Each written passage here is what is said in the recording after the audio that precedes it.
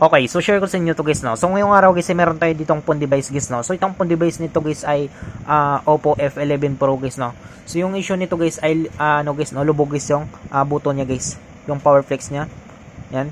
So hindi siya maano guys, no, parang stuck up siya, parang pudpud guys yung power flex niya guys. So ngayon guys, papakita ko sa inyo guys kung paano natin guys palitan nito guys, no. So ito guys, meron natin ditong pisa. So papakita ko sa inyo guys kung paano natin guys palitan nito guys, no, yung power flex niya guys. So una natin gagawin dito guys para mabuksan natin ito guys ay tanggalin muna natin guys yung SIM tray niya. Yan, so tabi lang natin yun siya guys, no. So meron pang SIM card. So tabi natin yan. Sunod natin dito guys ay gagamit tayo dito guys ng ano natin guys, no. Heat gun natin guys. So kapag wala kayong heat gun guys, katulad dito, pwede kayo gumamit dito guys ng electronic liquid natin guys. So dahil meron naman tayo guys heat gun. So ito guys, heat gun gagamitin natin guys, no, kasi mas mabilis ito siya guys. Yan. So kailangan natin guys gamitan ito guys, no. Kailangan natin guys itanggalin muna guys yung cover niya dito guys sa likod kasi nang dito sa loob kasi yung bolts nito guys, no. Kaya dito muna tayo, hindi tayo pwede maka-direct guys sa ano niya, sa gitna niya guys, no. So kailangan natin guys tanggalin muna ito guys yung cover nito. So ngayon guys ay simulan natin guys, no.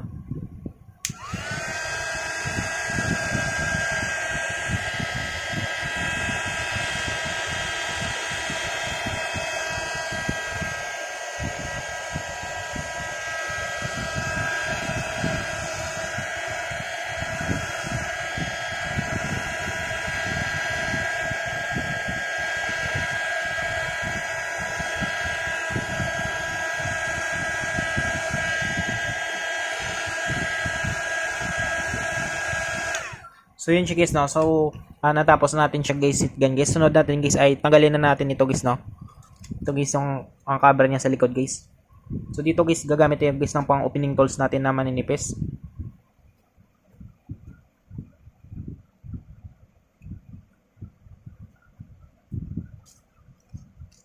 So yun siya guys, no. Kung mano nyo guys ay, kung makita nyo guys ay mabilis na siya guys matanggal guys, no. Kasi nainita na guys yung glue niya guys.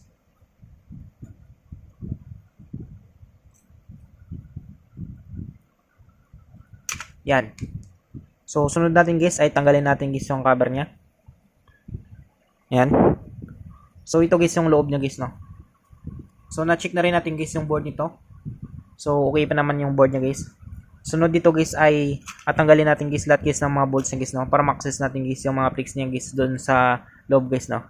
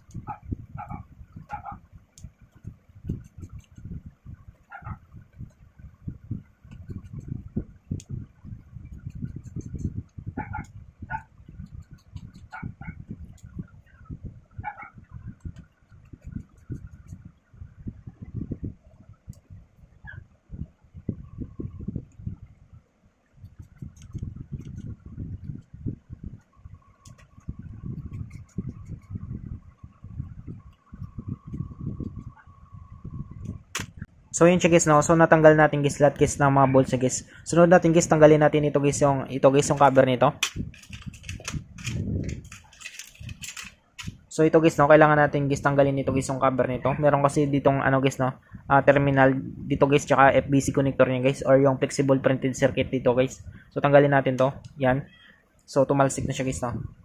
So kung makita nyo guys, no. So tabi natin yan. Sunod natin guys, tanggalin natin guys yung FBC connector nito.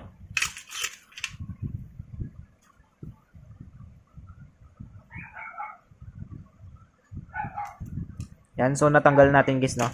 Sunod natin guys ay tanggalin natin guys yung cover nito guys. Ito. So tanggalin natin to guys. So ano pala ito guys, no? FBC connector ata ito guys ng camera niya guys, yung nagataas-taas dito. Yan. So buksan na natin guys.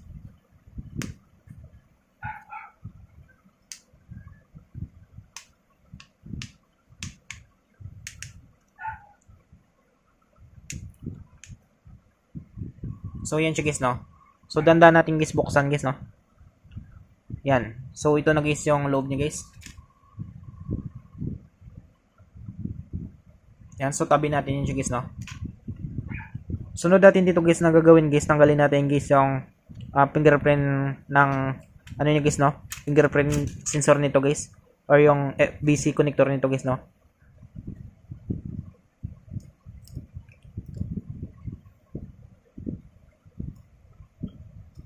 So tabi natin yan siya guys. Sunod natin guys, tanggalin natin guys yung lock nito.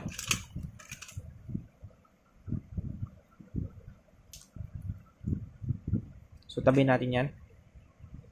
Sunod natin dito guys ay tanggalin natin guys yung FBC connector ng battery niya guys. Yan. Sunod natin guys, tanggalin natin guys yung antenna niya.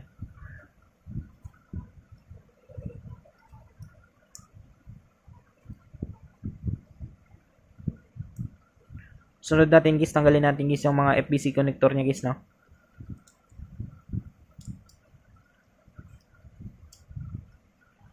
Yan. So natanggal natin guys. Tapos sunod natin guys, tanggalin natin guys yung battery niya.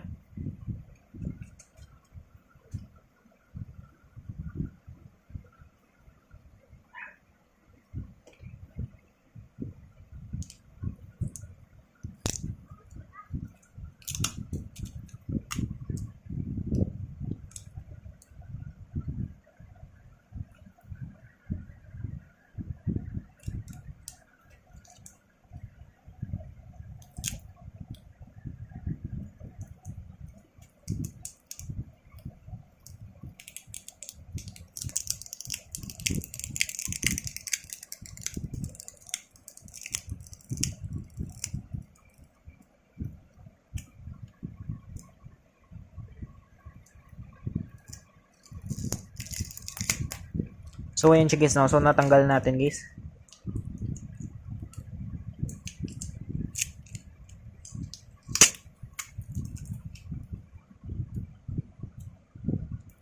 Yan. So ito na guys yung battery niya guys, no. Tabi natin yan. Sunod natin guys, tanggalin natin guys yung motherboard niya. So tanggalin muna natin to guys yung antenna nito.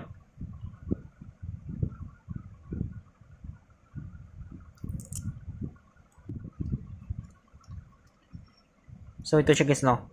So ito guys yung motherboard guys ng Oppo F11 Pro natin guys. Sunod natin guys ay tanggalin natin ito guys, no. Yung sa ground guys ng powerflex niya. Kung makita nyo kasi guys dito guys ay ano na siya guys, no. Pud-pud na ito guys yung ano niya. Yung powerflex niya guys. So stock up na rin. Yan, so hindi na gumagana guys, no. So tanggalin natin ito siya guys, no.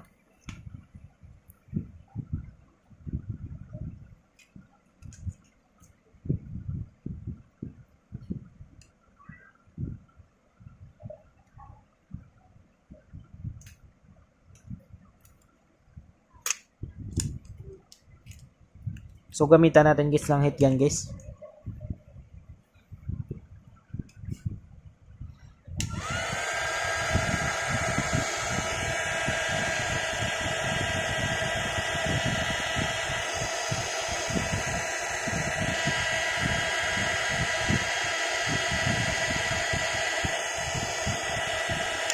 So yan siya guys, no. So tanggalin natin guys.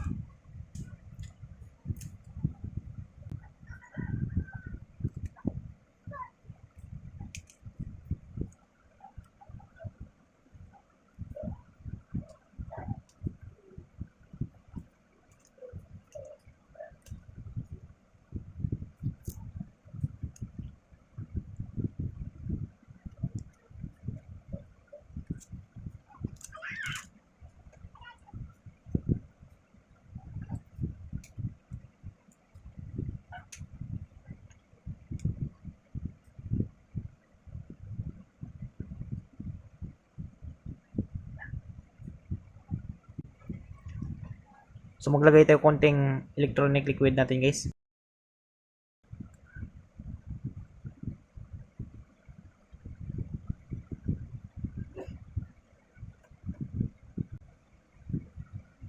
So yun siya guys, no.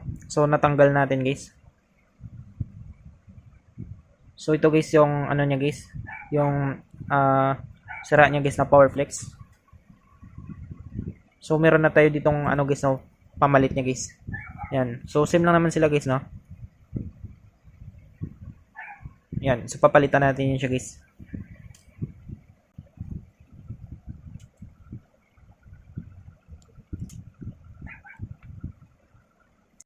So linisin lang natin dito guys.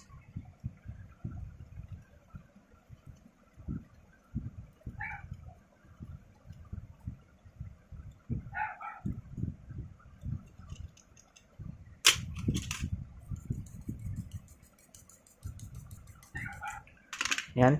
So pwede na natin siyang install guys no.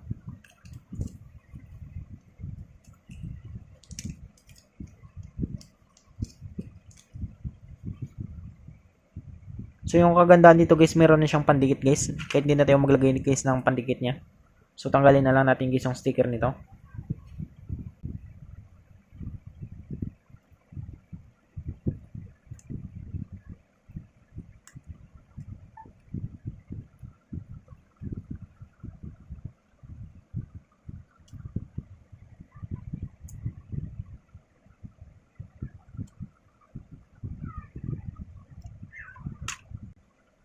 So yun siya guys no. So natanggal natin guys yung mga sticker niya guys.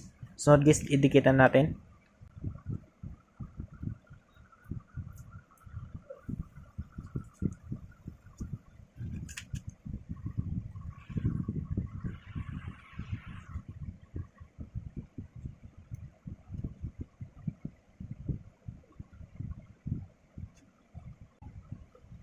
So yun siya guys no. So naidikit na natin guys na mayos guys.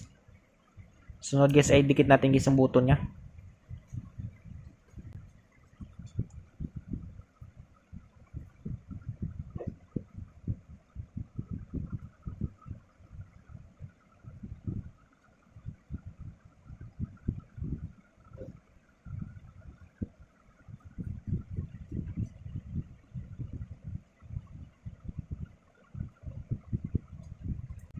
So yun siya guys no. So nailagay natin guys yung power flex niya guys. So ang problema nito guys ay hindi natin maano to guys no. Hindi natin guys ma-power on guys kasi nga yung ano niya guys, yung LCD niya guys ay bukas pa ito guys, dadating guys yung pisa nito guys na LCD guys no. So balik natin guys yung ano niya, motherboard niya guys.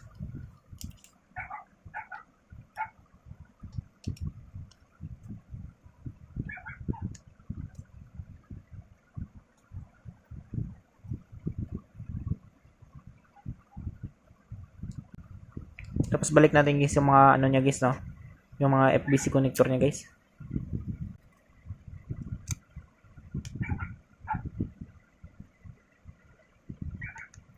Tapos balik natin guys yung antenna niya.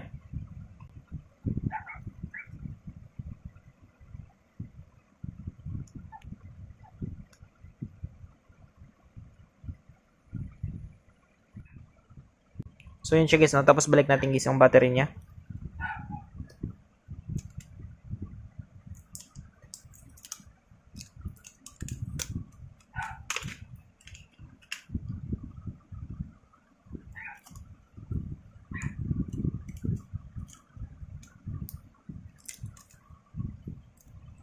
So try natin guys no, kung naglalaro siya guys. Yan. So okay naman siya guys no.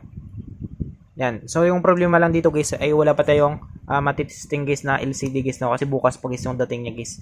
Yan. So ganoon lang kadali guys no, kung paano natin guys palitan guys yung power flex guys ng ating phone device guys. Yan. So I hope guys na makatulong sa inyo itong video tutorial natin guys. Sa mga bago pa lang sa ating channel guys no, huwag natin guys kalimutan guys i-click guys yung subscribe at yung notification bell button para ma-update ko kayo guys sa susunod natin guys na video tutorial. Thank you guys and God bless sa lahat.